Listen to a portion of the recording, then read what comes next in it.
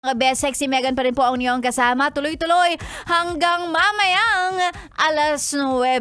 And yes, welcome back po sa radio show ninyong walang title pero may magandang DJ. Yan. Oo. Hayaan ninyong mag-sink in yung sinabi ko, ha?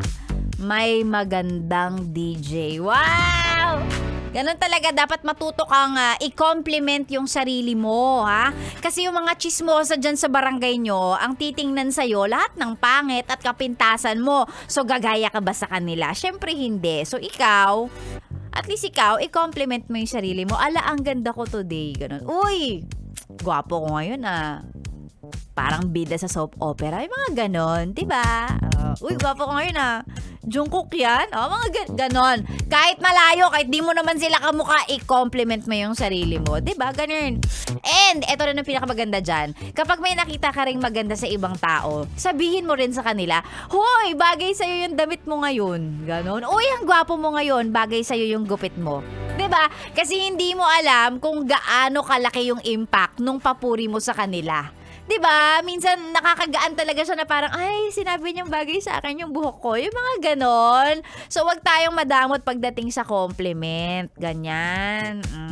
Kayo kasi, puro kapangitan yung tinitingnan. Ay, yung taba niya ngayon, Pangit. Hindi bagay sa kanya yung suot niya. Ay,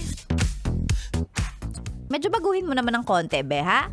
2024 na. Character development ba?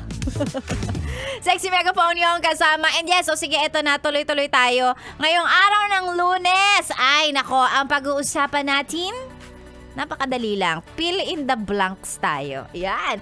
Fill in the blanks ngayong araw ng Lunes para sa ating radio show na walang title. At yan ay, bilib ako sa mga taong blank. Yan.